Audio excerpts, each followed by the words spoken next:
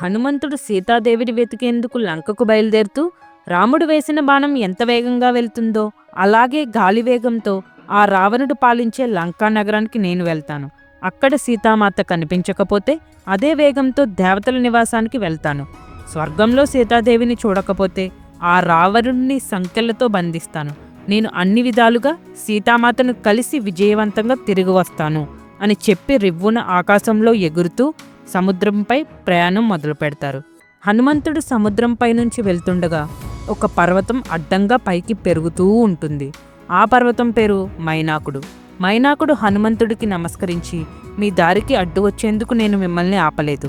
పవనపుత్ర హనుమ, మీరు కాసేపు ఇక్కడ విశ్రాంతి తీసుకుని వెళ్ళండి అంటాడు. మీ తండ్రి వాయుదేవుడు నా మిత్రుడు. కృతయుగంలో పర్వతాలకు రెక్కలుండేవి. దీంతో పర్వతాలు ఇష్టం వచ్చినట్టు ఎగురుతూ దేవతలు మునులు తపస్సును ఆటంకం కలిగించేవి. అప్పుడు ఇంద్రుడు తన వజ్రాయుధంతో పర్వతాల రెక్కలను తొలగిస్తారు. ఆ సమయంలో వాయుదేవుడు నన్ను తప్పించి నేరుగా సముద్రంలో విడిచిపెట్టారు. నేను రెక్కలు తెగకుండానే సముద్రంలో దాక్కున్నాను.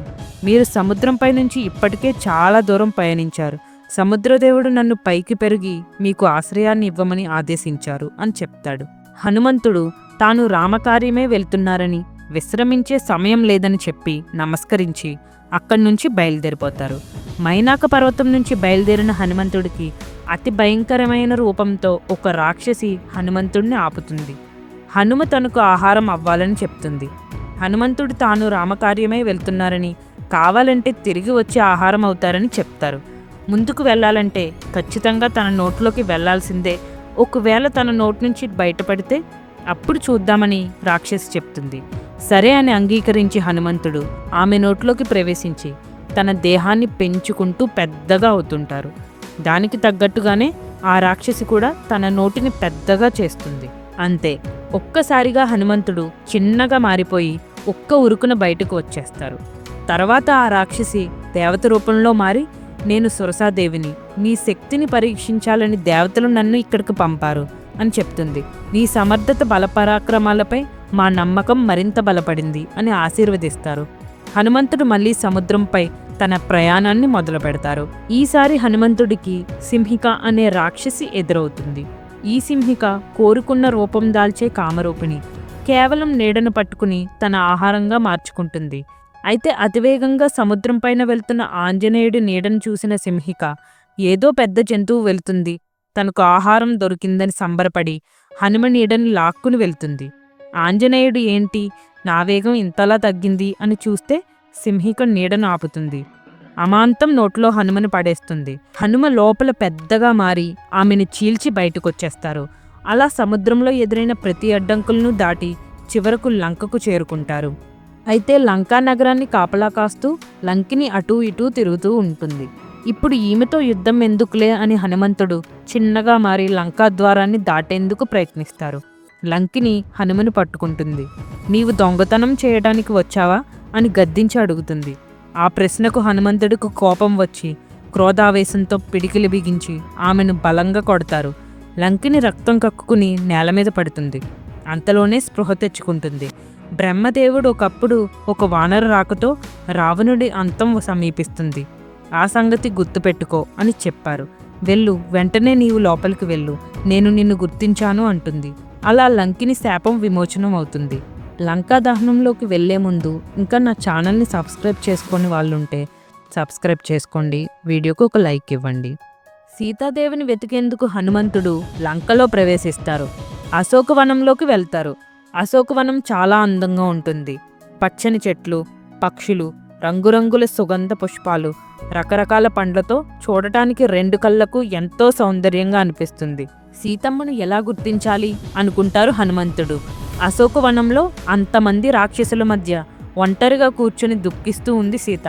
రాముడు వస్తారో రారో, తాను ఇక్కడున్న సంగతి తెలుసో తెలియదో.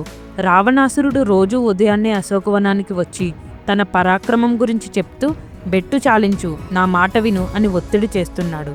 ఈ లంక నుండి ఎలా తప్పించుకోగలను అని సీత బాధపడుతూ ఉంటుంది. ఇంతలో హనుమంతుడు రాముడు ఉంగరాన్ని సీతాదేవి దగ్గర పడే విధంగా వేస్తారు. సీతాదేవి ఆ ఉంగరాన్ని చూసి, ఇది నా రాముడిది, ఎవరు ఇది తెచ్చింది, బయటకు రండి అంటారు. అప్పుడు హనుమ బయటకు వస్తారు. అమ్మ సీత, నేను రాముడు దూతను అంటారు. మొదటి సీతాదేవి నమ్మరు. నువ్వు మాయా రాక్షసుడివి అయ్యుంటావు, నీ మాయమాటలు చాలు, నన్ను మోసగించలేవు, వెళ్ళిపో అంటారు. అప్పుడు హనుమ, అమ్మా, నిజంగానే నన్ను రాముడు పంపించారు. మిమ్మల్ని నమ్మించేందుకు ఒక సంఘటన చెప్తాను. మిమ్మల్ని రావణాసురుడు అపహరించినప్పుడు మీరు మీ వస్తువులను మూటలా కట్టి క్రిందకు విసిరారు. అది మా రాజైన సుగ్రీవుడు ఉన్న కొండపైన పడింది. ఆ తర్వాత సుగ్రీవుడు శ్రీరాముడితో పరిచయమై మీ అన్వేషణ మొదలైంది అని చెప్తారు. సీతాదేవి ఆనందంతో, హనుమ, నా రాముడు ఎందుకు నన్ను తీసుకెళ్లేందుకు ఇంత ఆలస్యం చేస్తున్నారు అని అంటారు. అప్పుడు హనుమ, మీరు ఎక్కడున్నారో తెలియక ఆలస్యమైంది తల్లి. రాముడు వానరసేనతో సముద్ర తీరానికి చేరుకున్నారు. ఇంక ఎంతో సమయం పట్టదు. మీరు నన్ను ఆశీర్వదించండి. ఈలోపు నేను వెళ్ళి లంక మొత్తం చూసి శత్రువుని కలిసి మళ్ళీ వస్తాను అని చెప్పి సీతాదేవి రాముడి కోసం ఇచ్చిన చూడామణిని తీసుకుని అక్కడి నుంచి వెళ్ళిపోతారు. ముందుగా హనుమంతుడు అశోకవనాన్ని ధ్వంసం చేస్తారు. హనుమంతుడిని పట్టుకునేందుకు వచ్చిన రాక్షసులను సంహరిస్తారు. ఇంకా మిగిలిన రాక్షసులు భయపడి రావణుడి దగ్గరకు వెళ్ళి, ఒక వానరం వచ్చింది, మొత్తం ఉద్యానవనాన్ని నాశనం చేసింది, అడ్డు వచ్చిన వాళ్ళని చంపేస్తుంది, కాపాడండి ప్రభు అంటూ వేడుకుంటారు. ఒక కోతికి భయపడి ఇక్కడి వరకు వస్తారా అని రావణుడు అతని కొడుకు అక్షయ్ కుమారుడిని వెళ్ళి ఆ కోతిని చంపి రమ్మని చెప్తారు. హనుమంతుడు వచ్చిన అక్షయ్ కుమారుడిని సైన్యాన్ని సంహరిస్తారు. ఆ విషయాన్ని తెలుసుకున్న రావణుడికి ఎంతో దుఃఖం కలుగుతుంది. అది అంచుకుని క్రోధంతో ఇంకొక కొడుకు ఇంద్రజిత్తుడిని చూస్తూ, నాయనా, నీవు ఇంద్రుణ్ణే జయించావు, బ్రహ్మ నుంచి దివ్యాస్త్రములు పొందావు, నీ తమ్ముణ్ణి చంపాడు ఆ వానరుడు, వాడి బలం ఎలాంటిదో సరిగ్గా గ్రహించి అతనితో యుద్ధం చెయ్యి, వెళ్ళు, అతన్ని ఓడించి బంధించి తీసుకురా అని అంటారు. ఇంద్రజిత్తు హనుమంతుడి దగ్గరకు వెళ్ళి అనేక అస్త్రాలను వదులుతారు. ఏ అస్త్రమూ హనుమంతుడిని ఆపలేకపోతుంది. ఇంకా ఇంద్రజిత్తు బ్రహ్మాస్త్రాన్ని హనుమ మీదకు వదులుతాడు. నిజానికి ఏ అస్త్రమూ హనుమని ఏమీ చేయలేవు. ఆయన అజేయుడు. కానీ బ్రహ్మాస్త్రానికి మర్యాదనిచ్చి బ్రహ్మాస్త్రంతో బంధించబడతారు. ఈలోపు రాక్షసులు హనుమంతుడిని తాళ్లతో కట్టేస్తారు. ఎప్పుడైతే బ్రహ్మాస్త్రం పైన తాళ్లతో కడతారో అప్పుడు బ్రహ్మాస్త్రం వదిలేస్తుంది. అయినా సరే హనుమంతుడు తాళ్లను తెంపుకోకుండా రావణుడిని చూద్దామని బందీ అయి సభకు వెళ్తారు. అప్పుడు రావణుడు, ఎవరు నీవు, ఎందుకింత విధ్వంసం చేశావు అని అడుగుతారు. అప్పుడు హనుమంతుడు, నేను రాముడు దూతను, నీవు చేసిన ఈ అధర్మాన్ని తెలుసుకుని సీతమ్మను రాముల వారికి అప్పగించు, లేకపోతే నీ అంతం రాముడి చేతిలోనే అని రాముడు పరాక్రమం గురించి చెబుతారు. ఆ మాటలు విని కోపాద్రిక్తుడైన రావణుడు, ఈ వానరాన్ని చంపేయండి అని ఆదేశిస్తారు. వెంటనే రావణుడు తమ్ముడు విభీషణుడు మధ్యలో జోక్యం చేసుకుని, రాయబారం చేసేందుకు వచ్చిన వాళ్ళని చంపరాదని, కావాలంటే అతను చేసిన విధ్వంసానికి శిక్షను విధించమని చెబుతారు. అయితే హనుమంతుడు తోకకు నిప్పు పెట్టండి, తోకలేని వానరం చచ్చిన వానరంతో సమానం అని నవ్వుతూ హేళన చేస్తారు. అయితే హనుమతోకకు నిప్పు పెట్టేందుకు చూస్తుంటే హనుమతోక కిలోమీటర్ల దూరం పెరుగుతూ ఉంటుంది. ఎట్టకేలకు తోకను పట్టుకుని నిప్పు పెడతారు. అగ్ని ఎలాగో తనను కాల్చివేయదని తెలుసుకుని హనుమంతుడు దీన్నే అవకాశంగా తీసుకుని లంక మొత్తం తిరుగుతూ మొత్తం నిప్పు పెట్టేస్తారు. రాజ్యసభతో సహా లంక అంతా అగ్నిజ్వాలలతో నిండిపోతుంది. వందలాది రాక్షసులు మరణిస్తారు. అప్పుడే హనుమంతుడికి ఒక సందేహం వస్తుంది. మొత్తం అంతా నిప్పు పెట్టేశాను, సీతమ్మ తల్లి ఎలా ఉన్నారో అని భయపడతారు. మళ్ళీ మనసులో, ధర్మంగా ఉన్న వాళ్ళని నేను పెట్టిన నిప్పు ఏమీ చేయదు అని వెళ్ళి సీతాదేవిని మళ్ళీ కలిసి క్షేమంగా ఉన్నారని తెలుసుకుని అక్కడి నుంచి తిరిగి రాముడి వద్దకు ప్రయాణమవుతారు. అలా హనుమంతుడు చేసిన సాహస కృత్యాలను చూసి దేవతలు ఋషులు కీర్తిస్తారు.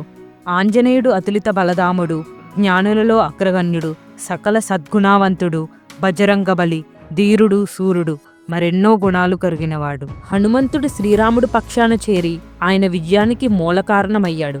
అయితే ఇంతటి బలం, శక్తి సామర్థ్యాలు ఎక్కడి నుంచి వచ్చాయి అంటే అచంచలమైన భక్తే ఆంజనేయుడి బలం. తన స్వామిడి ఎక్కడో లేడంటూ గుండెను చీల్చి హృదయంలో సీతారామ లక్ష్మణులను చూపిన ధీరుడు ఆయన.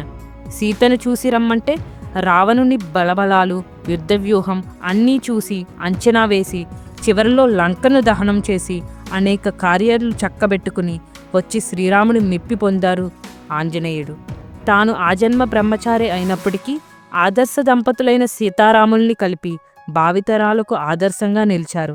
ఆయనలోని మంచి లక్షణాలను మనం గ్రహించాలి, అలవర్చుకోవాలి. జై హనుమాన్. ఇది ఫ్రెండ్స్ లంకా దహన ఘట్టం. నేను చెప్పిన విధానం నచ్చితే లైక్ చేసి ఛానల్ని సబ్స్క్రైబ్ చేసుకోండి. మరిన్ని వీడియోస్తో మీ ముందుంటా. థ్యాంక్